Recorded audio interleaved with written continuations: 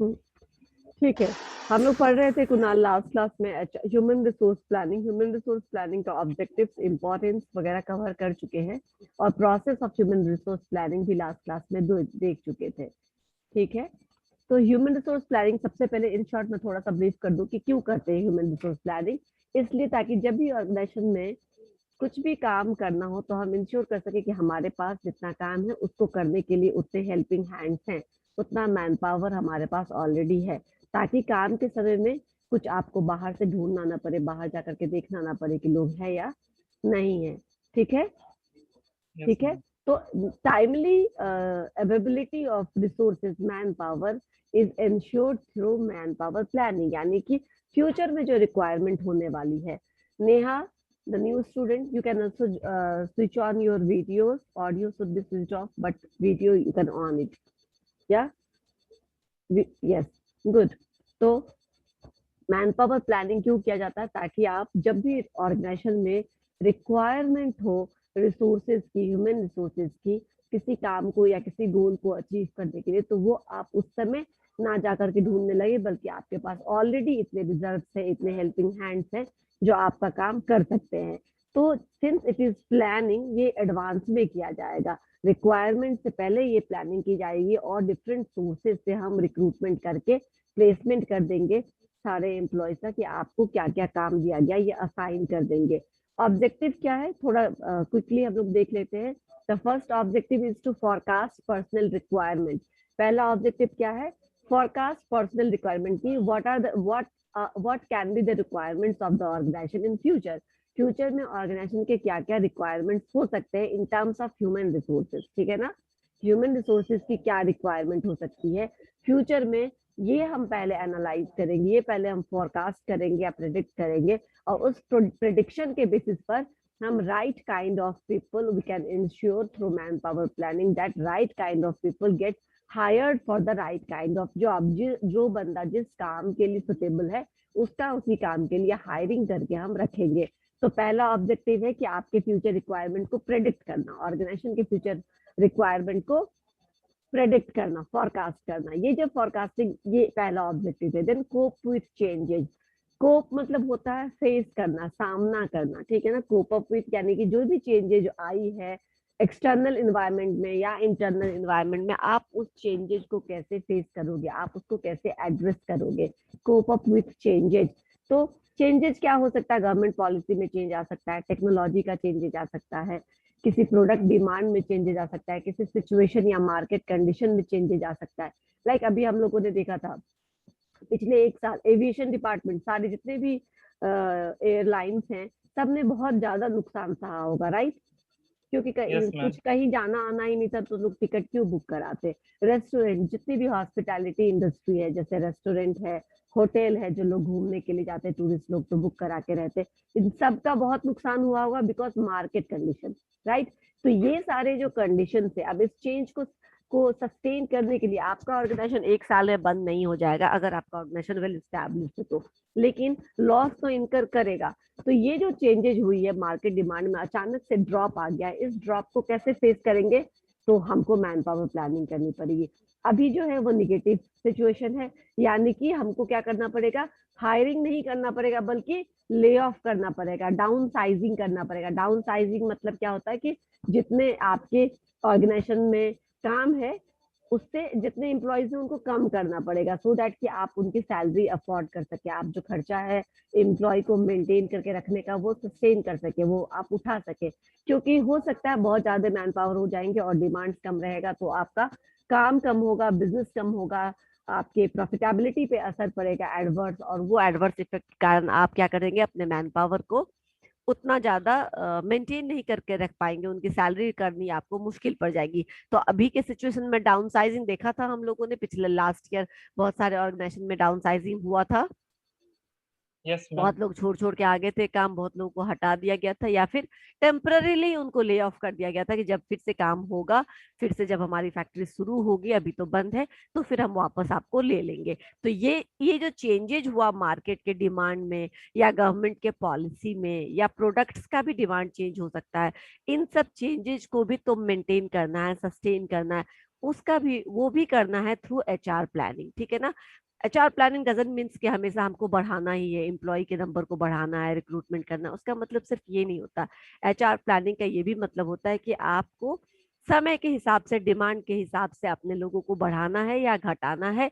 अगर जो लोग हैं, टेक्नोलॉजी चेंज हो गया तो उनको क्या करना है, ट्रेनिंग देना है, ताकि वो उस टेक्नोलॉजी पे काम कर सके। अभी 2 साल पहले किसी को भी जूम पे क्लासेस लेने नहीं आता था, नहीं आता था, राइट। Yes, ma'am. लेकिन जब जरूरत हुई, मार्केट सिचुएशंस चेंज हुआ, कंडीशन चेंज हुआ, अभी हम लोगों को ऑनलाइन क्लासेस लेना पड़ रहा है, तो मोस्ट ऑफ अस जो लोग बहुत ज्यादा नहीं फ्रेंडली थे, कुछ लोग तो गैजेट फ्रेंडली होते हैं, लेकिन बहुत सारे लोग जो टेक्नोलॉजी फ्रेंडली नहीं थे वो भी हो गए टेक्नोलॉजी फ्रेंडली। उनको भी आ गया जूम पे कैसे क्लास लिया जाता है, गूगल मीट पे कैसे क्लास लिया जाता है वगैरह, राइट। तो क्या क्या आपने Yes, ट्रेनिंग दिया, किसी को थोड़ा, किसी को ज्यादा, किसी को एडिशनल सपोर्ट दिया, लेकिन उसको सपोर्ट देकर के क्या क्या आपने, वो जो चैलेंजेज है, वो जो टेक्निकल चेंजेज हो गया है, उसमें भी उनको आपने क्या क्या ट्रेन करके उनको इम्प्रूव कर दिया, ताकि वो ये हमारा काम सफर ना हो, हमारा काम ऑनलाइन मीडियम में भी हो सके।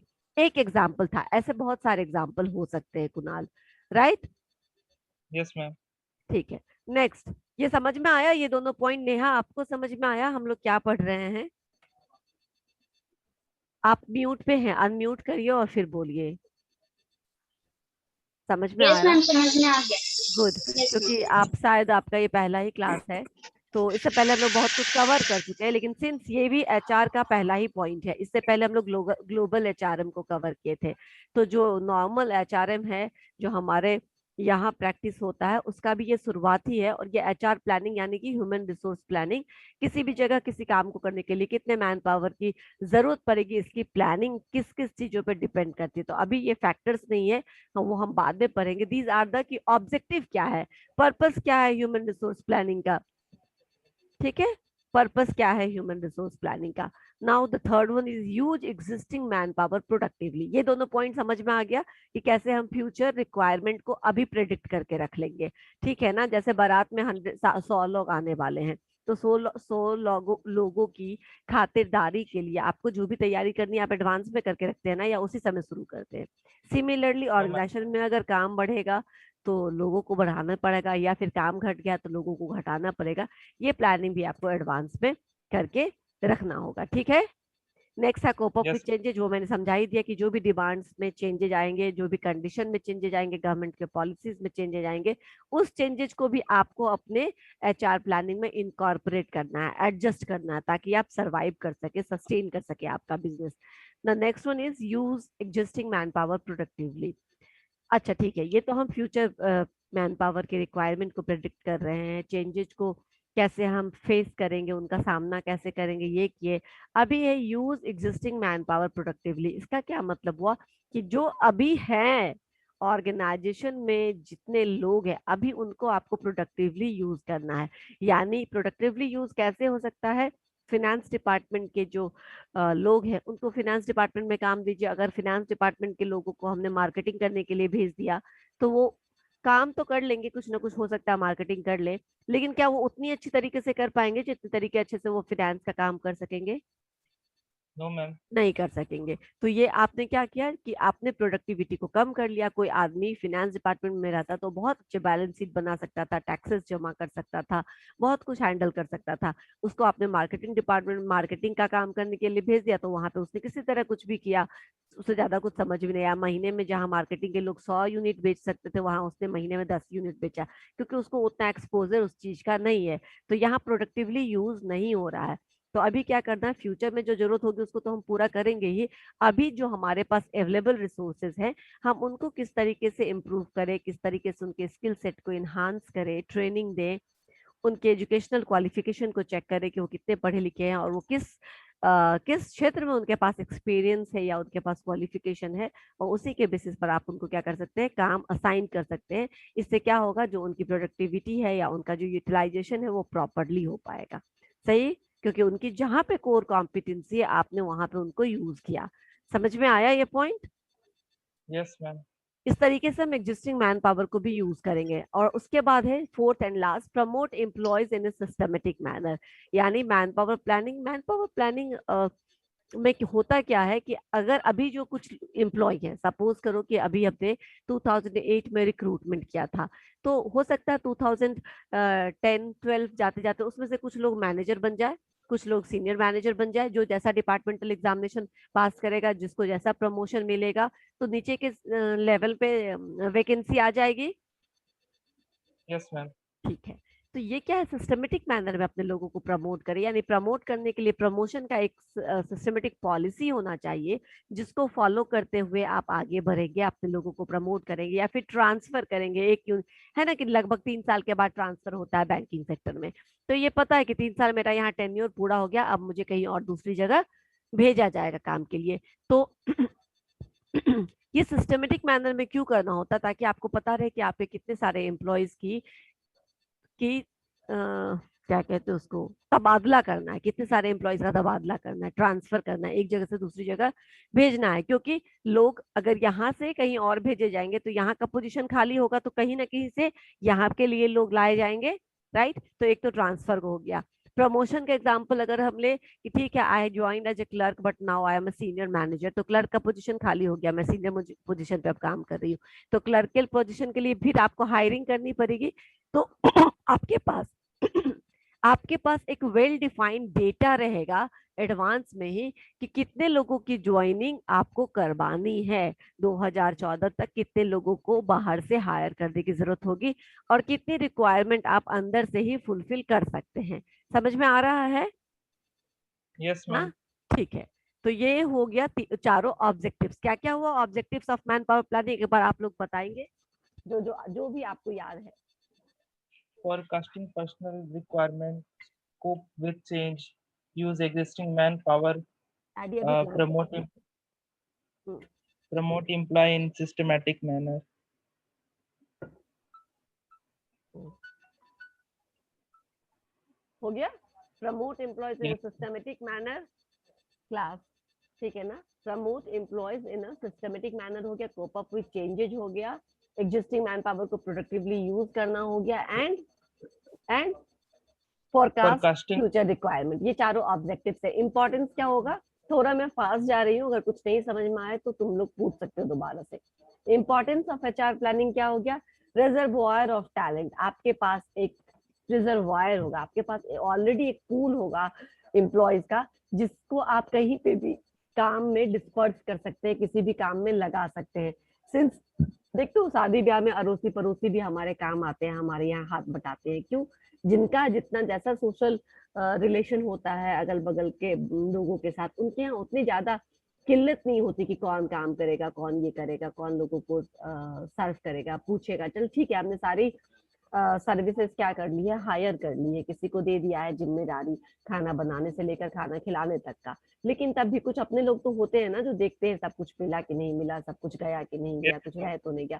तो ये सब करने के लिए भी आपके पास मैन पावर होना चाहिए। तो ऑर्गेनाइजेशन में भी जब आपके पास ऑलरेडी रिजर्व है, आपके पास टैलेंट पूल ऑलरेडी है, तो आप क्या कर सकते हो, जरूरत पड़ने पर उनको किसी भी काम में लगा सकते use. हैं, राइट। तो ये एक है Yes, एचआर प्लानिंग से आपको ये फायदा होगा कि आपके पास शॉर्टेज ऑफ मैन पावर नहीं होगा कभी भी, right. yes, ma'am. Excess of man power भी हम नहीं रख सकते, क्योंकि अगर हम एक्सेस ऑफ मैन पावर रखेंगे जहां जिनकी कोई जरूरत नहीं है, वहां फिर भी हम 10-10 हायरिंग कर लेंगे, तो क्या होगा, वहां पे हमारा जो भी हमारा इनकम होगा उसमें से उनको सैलरी मिलेगी, उनका उनका अदर एक्सपेंसेस होता है, पीएफ है, उनका मेडिक्लेम है, या ईएसआईसी है, या फिर बोनस देना है, वो सारे खर्चे पर हेड कॉस्ट बढ़ता है, वो सब आपका Yes, फिर ma'am. बढ़ जाएगा। तो अननेसेसरी नहीं बढ़ाना है, और ना ही अपने मैन पावर को शॉर्टेज करके रखना है, बैलेंस मेंटेन करके रखना है, ताकि जब भी जरूरत हो तो आप काम उससे ले सके। ठीक है, ये समझ में आया Yes, ये।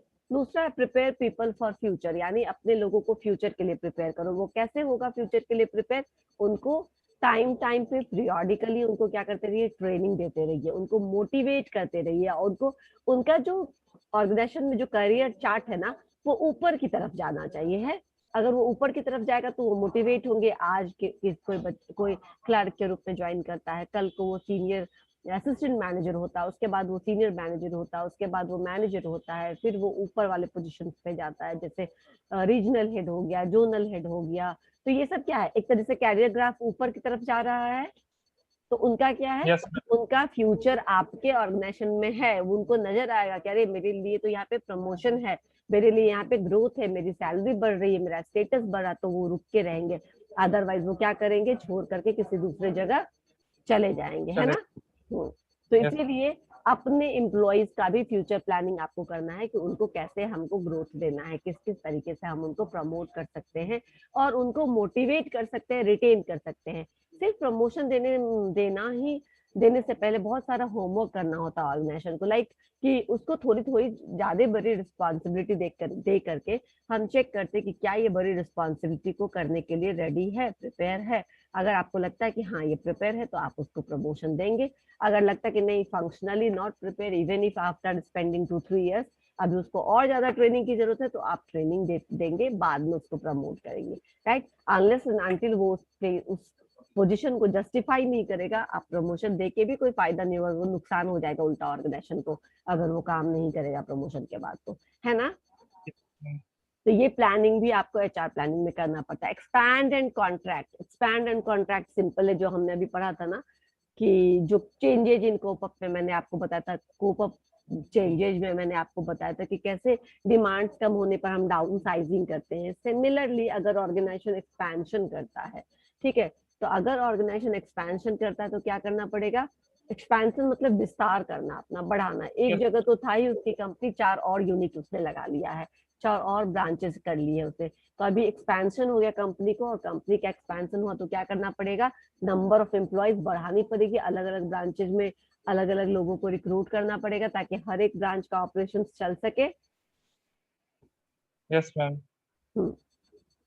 उसी तरह कॉन्ट्रैक्शन, अगर जैसे डिमांड नहीं है, जैसे हमारा शुगर मिल्स होता है, जब शुगर की खेती होती है तो शुगर केन से चीनी बनाया जाता है, तो शुगर मिल्स की जरूरत पड़ती है। पर क्या ये 12 महीना ये काम होता है शुगर फैक्ट्रीज में? नहीं। No, sugar ma'am. Factories are seasonal factories, right. Seasonal होता है, जिस सीजन में शुगर केन की खेती की जाती है उसी सीजन में ये कुछ दिन तक चलता है, फिर इसके बाद बंद हो जाता है। तो जब बंद है तो आप क्या करेंगे, लोगों को रख करके आपको पैसा देना पड़ेगा, लेकिन फिर अगली बार सीजन होगा और अगली बार फिर हायरिंग करेंगे, तो हर साल आप रिक्रूटमेंट नहीं कर सकते, हर बार आप लाओ और ले जाओ ऐसा नहीं कर सकते, तो आपको क्या करना पड़ेगा, एक टेक्निक है उसके लिए, Contract. ले ऑफ बोलते हैं। ले ऑफ मतलब क्या, कि हमारी सीजनल इंडस्ट्री है, हम जब तक सीजन रहेगा तब तक आपको खूब काम देंगे, ओवर टाइम भी देंगे, सैलरी भी देंगे, सब देंगे, लेकिन जब हमारे पास कुछ काम ही नहीं रहेगा तो हम आपको क्या करेंगे, हम आपको नहीं दे पाएंगे। तो सर्टन परसेंटेज ऑफ सैलरी हम आपको देते रहेंगे, वो 15% नॉर्मली होता है या 50% होता है, ठीक है ना। मैम, जस्ट तो वो एक तरह का कॉन्ट्रैक्ट ही ना हुआ? वो कॉन्ट्रैक्ट नहीं हुआ। परमानेंट एम्प्लॉयमेंट में भी ये एक है कि आप क्या करें, ले ऑफ कर सकते हैं। ले ऑफ मतलब जिस सीजनल ऑर्गेनाइजेशन नॉर्मली ये ले ऑफ करती है, नूतन कुमारी, हाँ नहीं कोई नूतन है क्या, तो नहीं नहीं, रोल नंबर 70 है, किसी दूसरे क्लास का ये, ओके। वो जो होता है ना उसको कॉन्ट्रैक्ट, उसको ये नहीं बोलते हैं कि वो टेम्पररी टेम्पररी प्लेसमेंट है या कॉन्ट्रैक्चुअल प्लेसमेंट नहीं बोलते। ये क्या होता है, ये टेम्पररी होता है, टेम्पररी डिस्चार्ज होता है, कुछ दिनों के लिए आपको छोड़ा जाता है। कि क्यों क्यों छोड़ा जाता है, क्योंकि सीजन क्योंकि नहीं अभी रहता है। हमारे पास काम नहीं, क्योंकि हमारे पास अभी काम नहीं है, इसीलिए हम आपको क्या करते हैं कि अभी आपको छोड़ रहे हैं बिना काम के, क्या करेंगे, और हम आपको पे करते रहेंगे certain percentage of your salary आपके ऑफ पीरियड में भी, जिस समय आपके पास काम नहीं है, आपको ऑर्गेनाइजेशन आने की जरूरत नहीं है, हम आपको देते रहेंगे। और फिर जब हमारा ओपन होगा फैक्ट्री तो हम आपको बुलाएंगे और प्रॉपर फुल फ्लेजेड हमारा काम होगा। यानी lay off is temporary separation, temporarily आपको हटाया गया, आपको हटाया नहीं जा रहा है, सीजन एंड हो गया यस, है और अगले 6 महीने हमारे पास कुछ काम नहीं, इसलिए हम आपका ले ऑफ कर रहे हैं। फिर जब काम होगा तो हम आपको बुला लेंगे, सबसे पहले आपको ही बुलाएंगे। समझ में आया? Yes ma'am. हम्म। तो ये, मैम नेहा लीव कर गई शायद। हाँ अगर ऐड आएगी तो मैं ज्वाइन कर दूंगी, हो सकता है छूट गया हो, ठीक है। Yes ma'am. तो ये समझ में आया, यस मैम। ठीक है। इसके बाद कट कॉस्ट की बात करते हैं। एक्सपेंशन एंड कॉन्ट्रैक्शन दोनों ही कर सकते हैं मैन पावर प्लानिंग के थ्रू। उसके बाद कॉस्ट कटिंग की बात आती है। कॉस्ट कटिंग मतलब क्या, कॉस्ट कटिंग मतलब कि हमको अपना कॉस्ट को कंट्रोल में रखना है। कैसे हम अपने कॉस्ट को कंट्रोल में रख सकते हैं, एक्सेस मैन पावर का मतलब क्या हो जाएगा, ज्यादा सैलरी, ठीक है ना, ज्यादा यस मैम, बोनस, ज्यादा मेडिक्लेम, ज्यादा जो भी एडिशनल बेनिफिट्स दे रहे हैं हम वो, और शॉर्टेज हो गया तो भी कॉस्ट बढ़ जाएगा, क्योंकि अभी जरूरत है और अभी 4 ही लोग हैं, तो हमको इमीडिएटली 4 और लोगों को लाना पड़ेगा, 10 और लोगों को लाना पड़ेगा, और जब इमीडिएटली कुछ भी लेते तो हम बार्गेनिंग कर, जो हमारी होती है कैपेसिटी वो कम हो जाती है, हम बार्गेन नहीं कर सकते हैं, राइट, नहीं कर यस सकते मैम, हैं ना। तो हमको जैसे भी सैलरी डिमांड होगी, पता नहीं वो स्किलफुल होगा या नहीं होगा, क्वालिटी होगी या नहीं होगी, फिर भी आपको रखना पड़ेगा, क्योंकि अभी आपको बहुत ज्यादा इमरजेंसी है, बहुत ज्यादा जरूरत है। तो दोनों ही कंडीशन में ये महंगा पड़ रहा है ऑर्गेनाइजेशन को। इससे तो अच्छा है कि आप 2-3 मैन पावर एट बेंच रखिए, अपने पास एक्स्ट्रा रखिए, जिनको जहां पे भी काम में लगाना हो लगा दीजिए, तो आपका क्या होगा, इससे एक सिस्टमेटिक बना रहेगा, आपके पास काम बढ़ेगा तो भी आपको दिक्कत नहीं होगी। तो इसलिए एक बैलेंस होना चाहिए, बहुत ज्यादा या बहुत कम नहीं होना चाहिए। तो कॉस्ट कटिंग यानी कि एक्सेस अगर होगा तो भी कॉस्ट बढ़ेगा in the form of salary और अदर फैसिलिटीज, और अगर शॉर्टेज होता है तो भी आपको हायरिंग कॉस्ट बढ़ जाएगा, ठीक है ना। बढ़ जाएगा। Yes ma'am, now the last point is succession planning. Succession planning मतलब, सक्सेशन प्लानिंग हम लोगों ने पहले भी देखा था कुणाल, मैं फिर से बताती हूँ। सक्सेशन, सक्सेसर मतलब होता है उत्तराधिकारी, यानी कि इस ऑर्गेनाइजेशन में जो भी टॉप पोजीशंस हैं, जब वो टॉप पोजीशंस के लोग रिटायर कर जाएंगे या रिजाइन कर देंगे, या मान लो किसी भी तरीके से उनका किसी तरह मान लो वो अब खत्म हो गए, नहीं रहे, डेथ हो गया उनका, तो उस पोजीशंस पे क्या होगी, वैकेंसी क्रिएट होगी।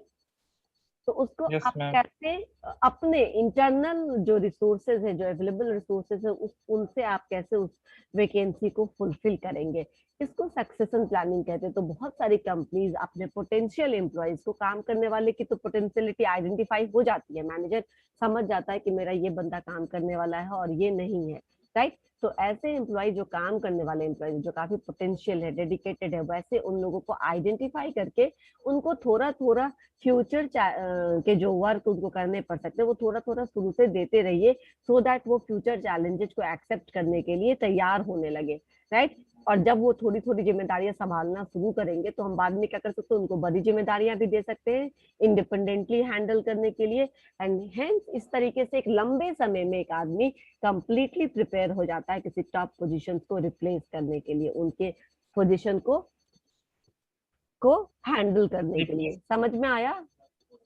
Yes ma'am, this is what succession planning is. हमने इसी में एग्जांपल लिया था टाटा ग्रुप ऑफ इंडस्ट्री में कि रतन टाटा के टाइम में जब रतन टाटा लीव कर रहे थे अपने चेयर को, तो उन्होंने साइरस मिस्त्री को किया था। Cyrus Mistry is not internal to the organisation, वो एक्सटर्नल थे इनके ऑर्गेनाइजेशन, तो उनका बहुत बड़ा शेयर जरूर है कंपनी में, बहुत ज्यादा यस, उन्होंने इन्वेस्टमेंट कर रखा है, लेकिन वो एक्सटर्नल थे। और जब उनको ये एक्चुअली फेलियर है, ठीक है ना, this is case is the example of Fehling in succession planning, कि अगर आपने एक्सटर्नल सक्सेशन प्लानिंग कभी कभी फेल भी हो जाता है, जिसका ये एग्जांपल है कि आपने साइरस मिस्त्री को टॉप लेवल पोजीशन के लिए हायर कर लिया, लेकिन वो क्या हुआ, उनकी जो फिलोसफी है और जो ऑर्गेनाइजेशनल फिलोसफी है, उनकी जो एथिक्स है और जो ऑर्गेनाइजेशनल एथिक्स है, वो आपस पे टैली नहीं कर रहे थे, मैच नहीं करते, और कुछ बिजनेस डील्स भी ऐसे थे जो कि अलाइन नहीं था ऑर्गेनाइजेशनल पॉलिसी के सिस्टम में,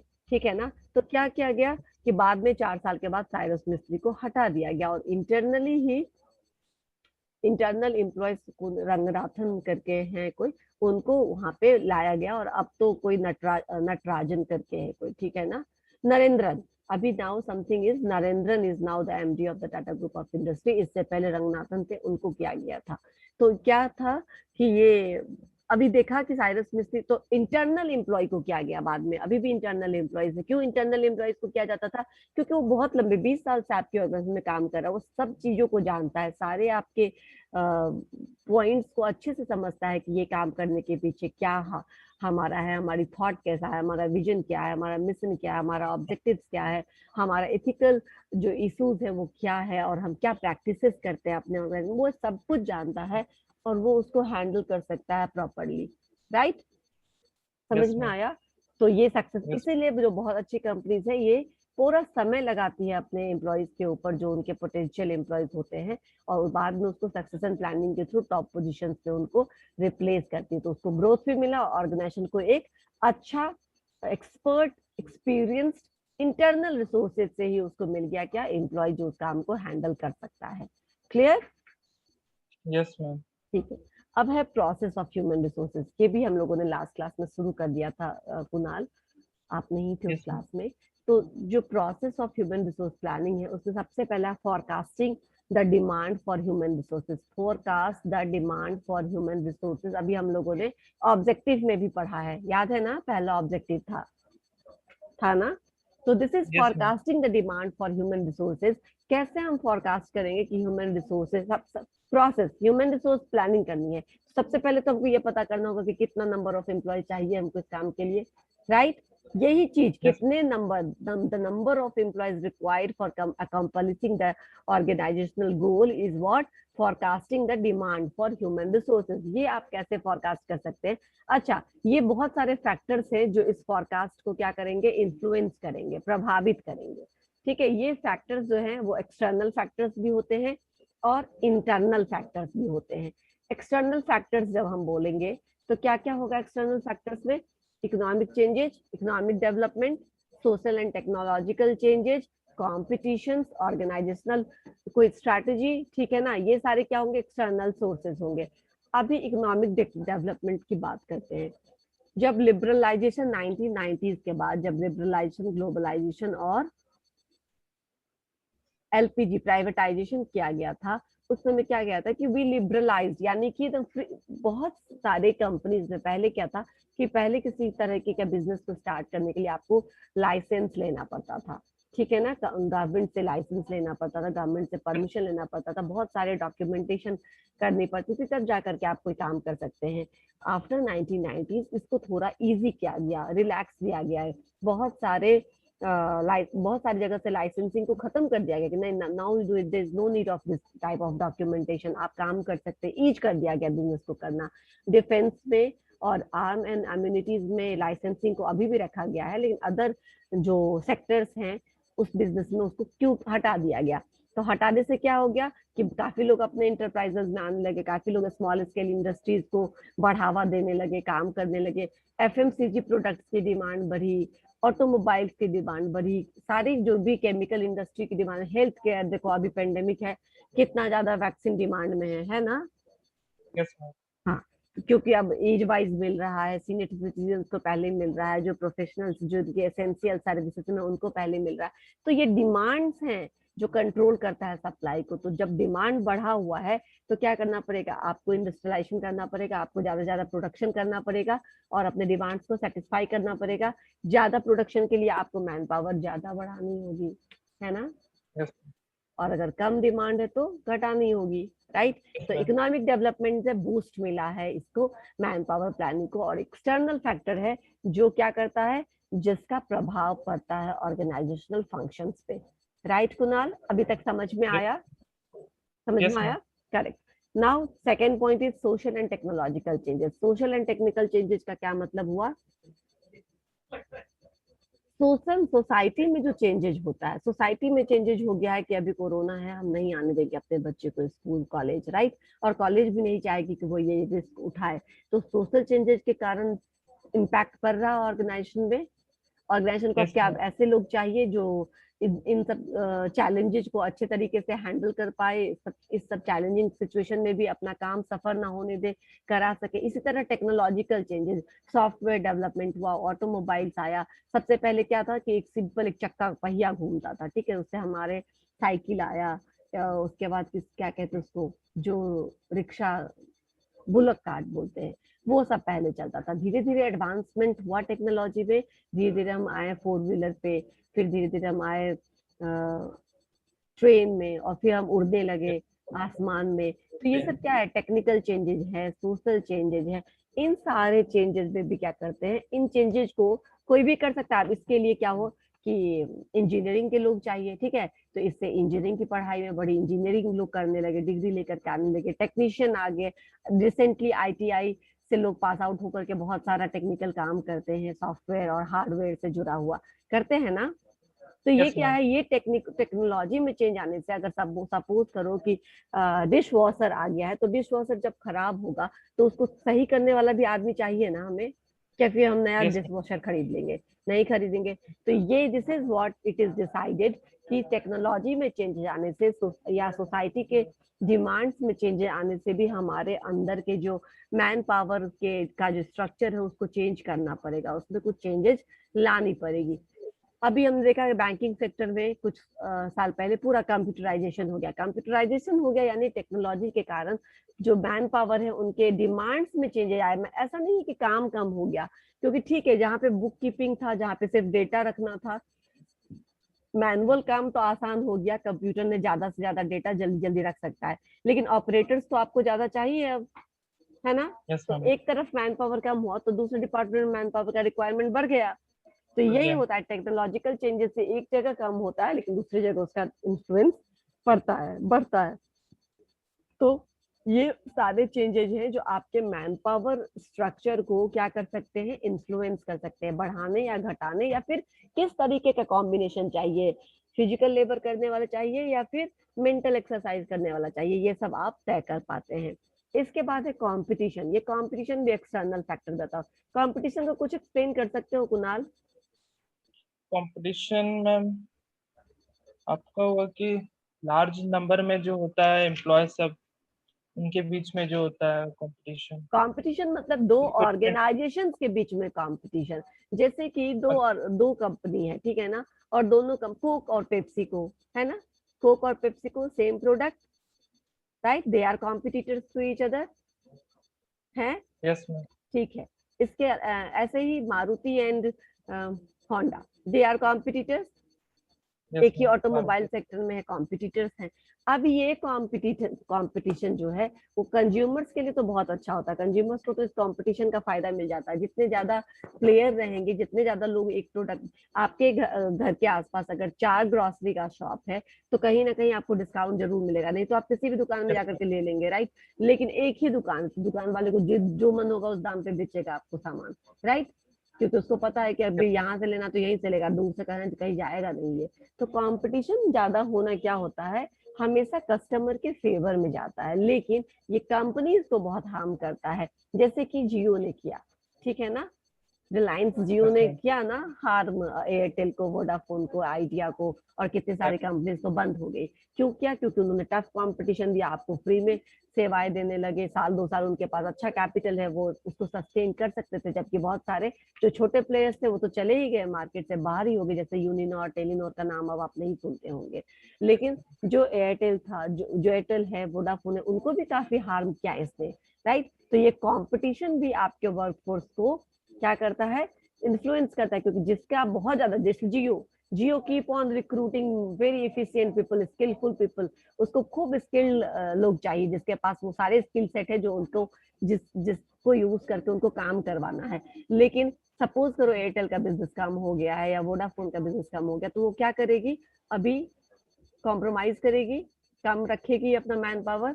कॉल सेंटर ही है, अगर ज्यादा कस्टमर हैं जो जियो का सर्विसेज लेते हैं तो कॉल सेंटर में रिक्रूटमेंट बढ़ जाएगा, जियो के कॉल सेंटर में। लेकिन एयरटेल, वोडाफोन के कॉल सेंटर में क्या हो जाएगा, घट जाएगा नंबर ऑफ एम्प्लॉयज। तो असर हुआ मैन पावर प्लानिंग पे, असर हुआ ह्यूमन रिसोर्सेज रिक्वायरमेंट पे ड्यू टू कॉम्पिटिशन, बढ़ गया है। असर हुआ ना। इसका इन्फ्लुएंस दिखा ना तुम्हें कि एक तरफ बढ़ा और दूसरी तरफ घटा, कम हुआ। Yes ma'am. ठीक है।